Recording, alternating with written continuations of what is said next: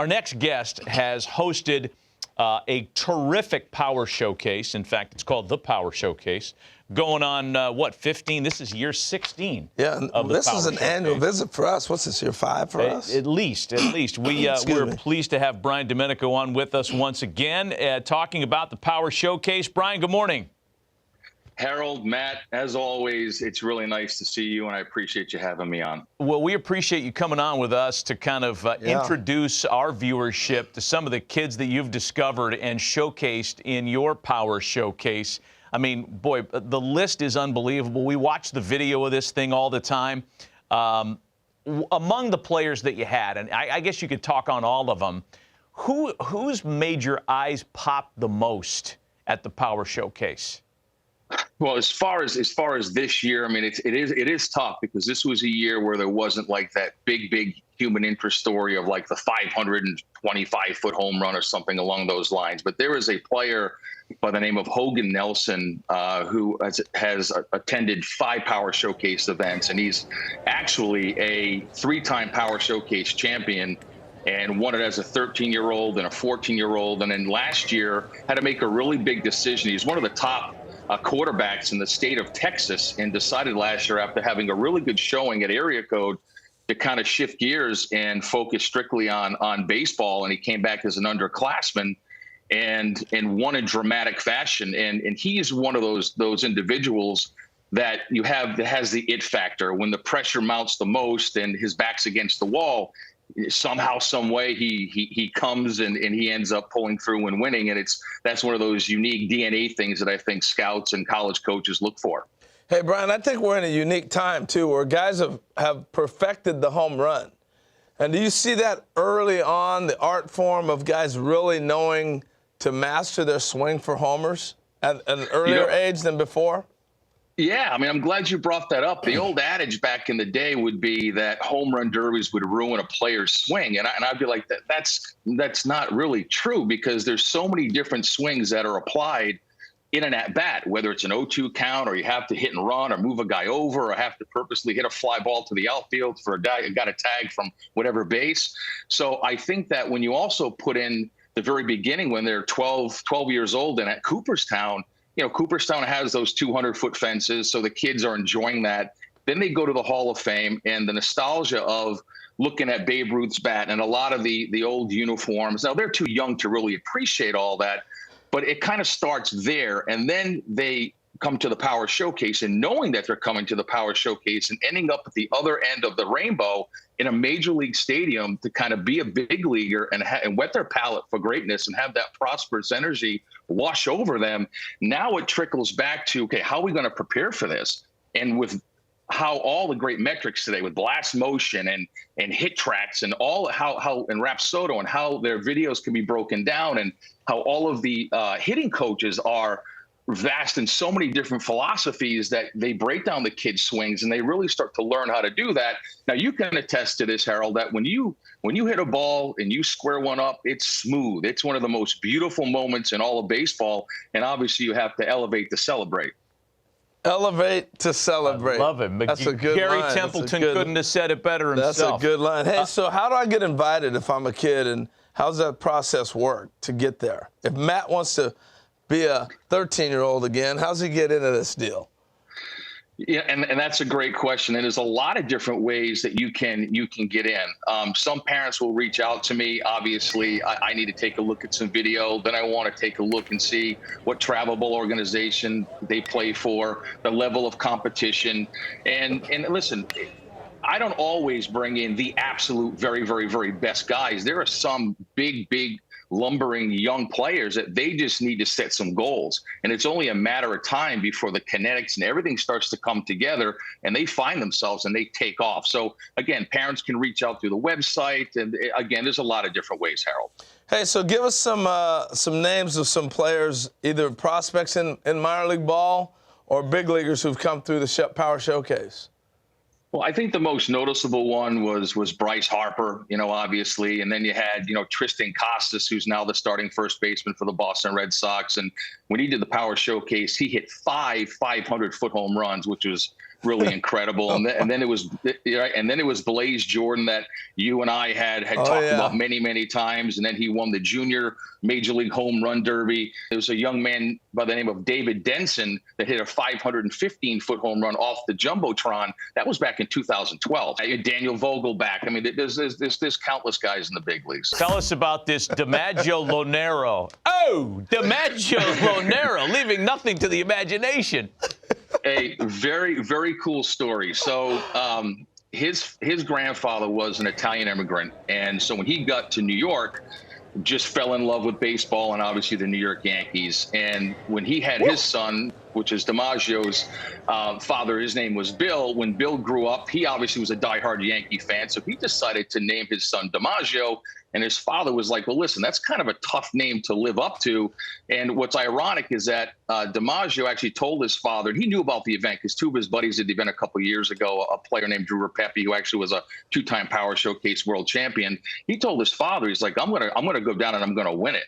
And I think he put out some incredible numbers, 468 feet with his longest home run.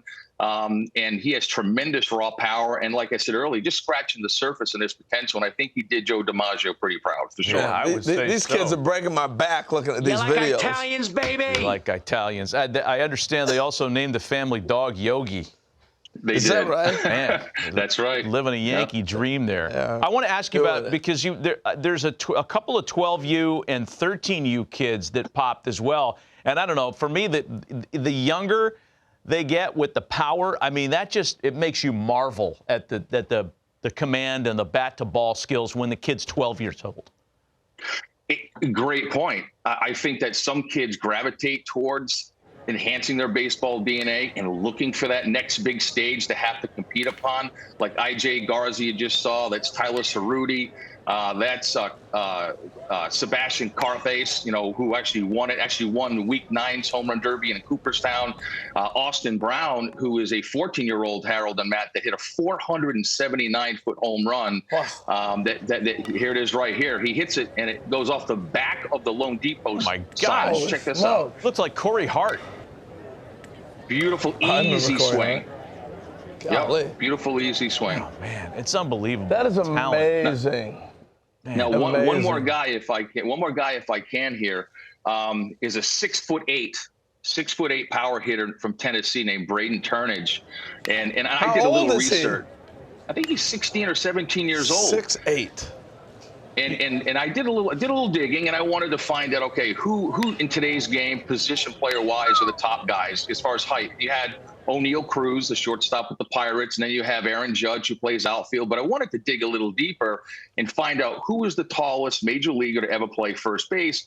And it was Tony Clark. I guess he's the executive director of the Major League Baseball Players Association, had 251 home runs and a 15-year career. But, 6'8", and he's an incredible basketball player, and he's also an ascending pitcher on the mound. Wow. That's scary. He looked like Richie Sexton. That's a good. I thought he looked like George Mirasan. Yeah, that's good, too. NBA player. Hey, Brian, we appreciate the visit as always. Congrats on another successful run on the Power Showcase. I know that kids love participating in your event. You had it a few weeks ago, and for folks that are interested, it's on the website. We have the information on the screen. Brian, we appreciate the visit. Happy holidays to you and your family. Always. Thanks, guys.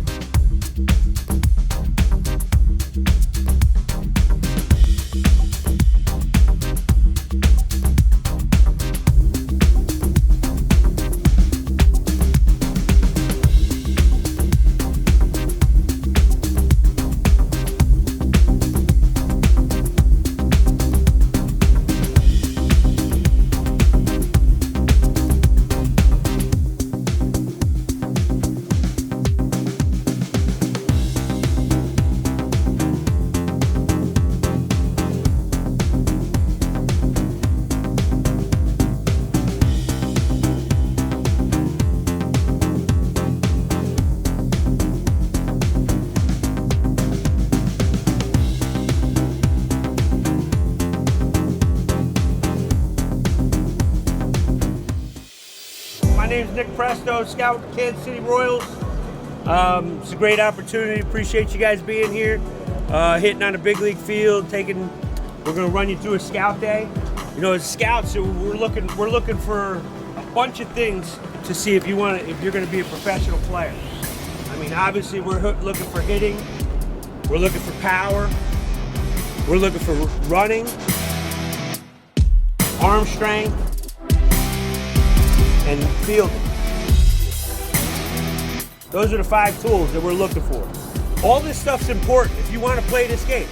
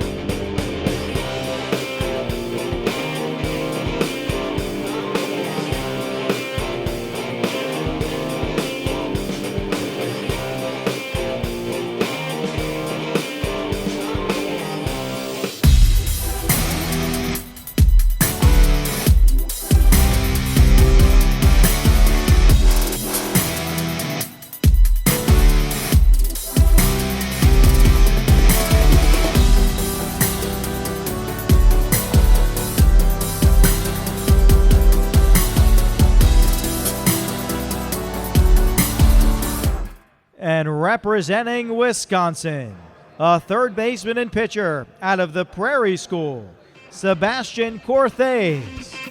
Sebastian is a dual participant, pitching innings 4 through 6 in the Rookies Classic All-American game.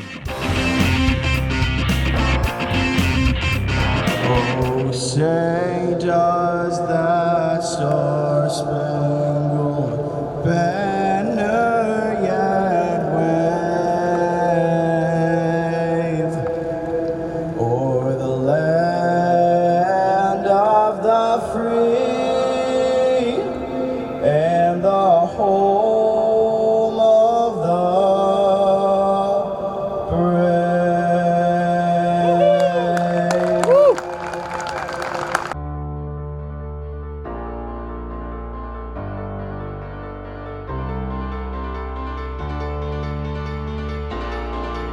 Next at the plate, all the way from Wisconsin, Sebastian Korthase.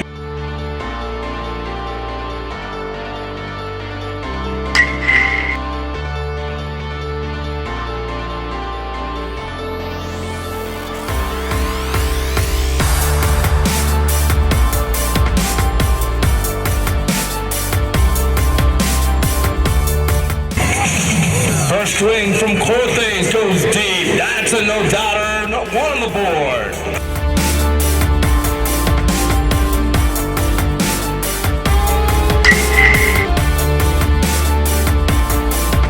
There goes his third swing. Looks like that's home run number 2.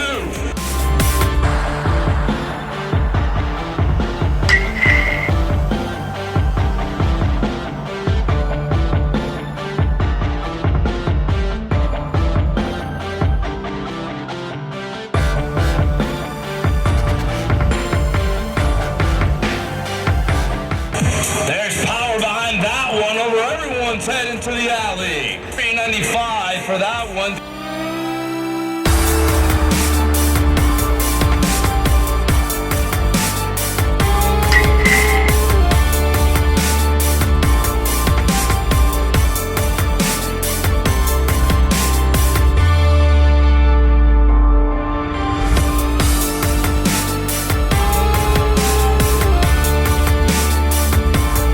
Did he go back to back? And he does.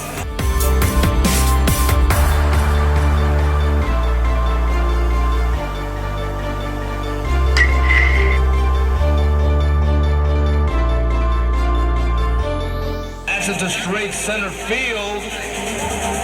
And it's a home run. Home run number 5.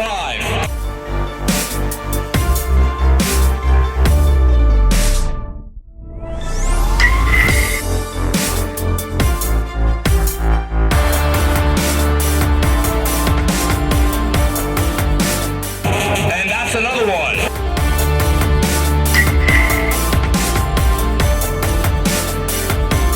Korthase, another home run. Home run number 7. 340 on that one.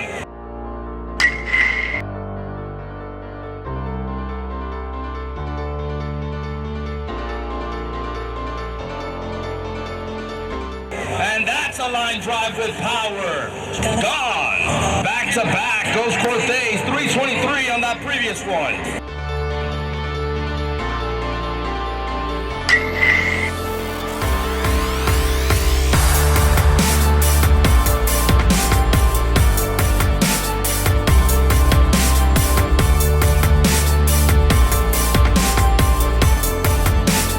Now back to back to back. Apple Popples. Big boy fly ball.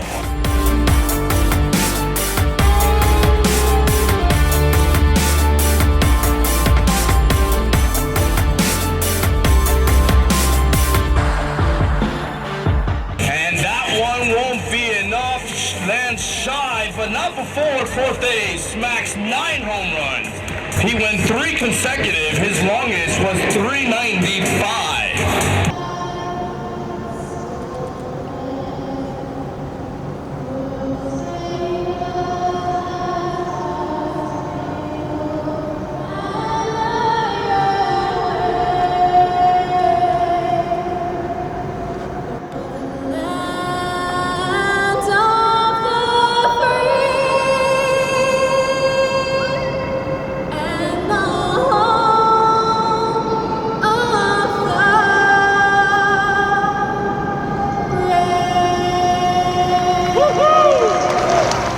And now, our 13U finalists. Batting first, he hit 9 home runs in the preliminary round with a long of 309 feet. Representing Wisconsin, Sebastian Korthase.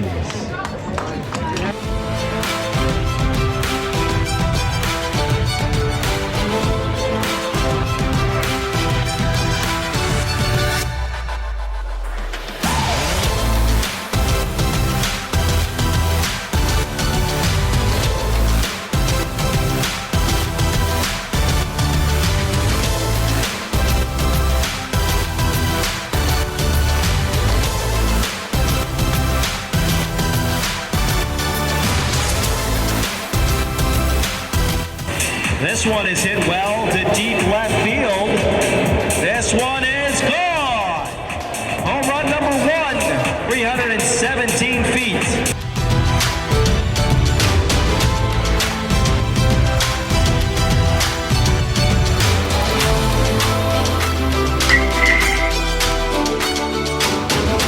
Rush down the left field line, gives it a look. Goodbye. Home run number 2. 307 feet with 8 outs.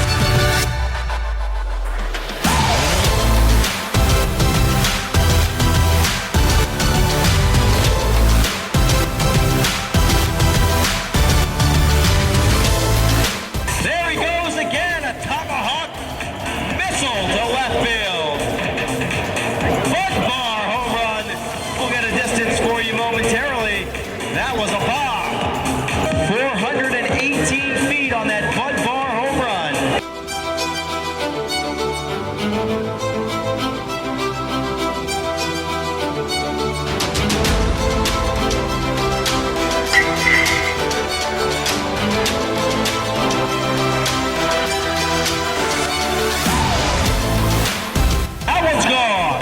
301 feet on his 6th home run.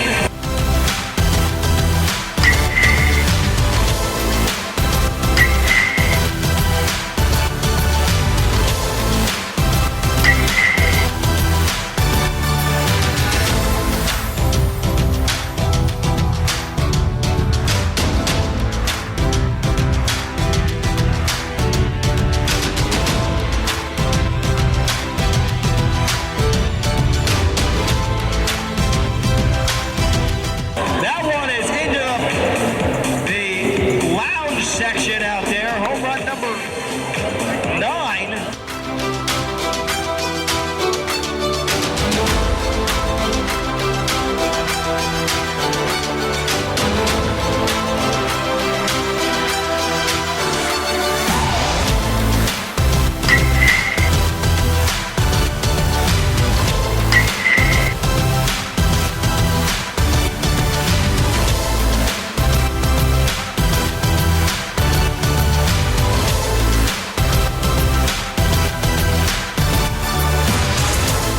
This one's going deep to left field and into the seating area. 369 feet on that last home run.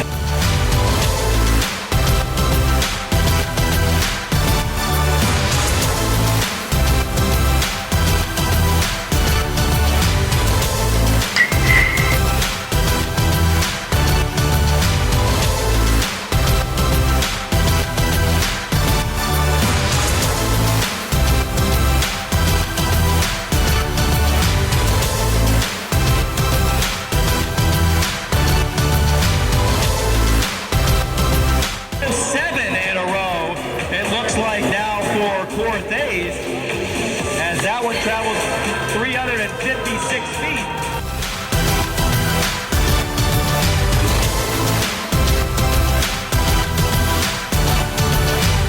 Ladies and gentlemen, put your hands together for Sebastian Korthase.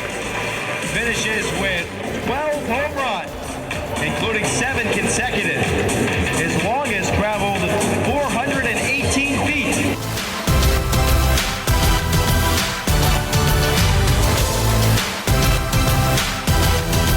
It was really fun to be able to compete and have the opportunity to be here and be able to win it for my state is a big deal for me. To be able to represent where I come from and where I've been raised the whole time.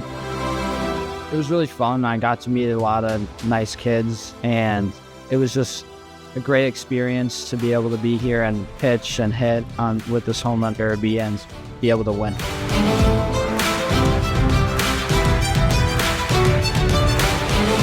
Pitch popped up in the infield, and infield fly is called. No advance, caught by the third baseman.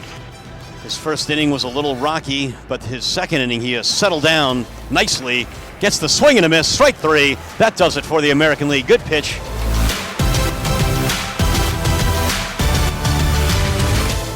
Sebastian from Wisconsin as he gets the strikeout. Good pitch by Sebastian.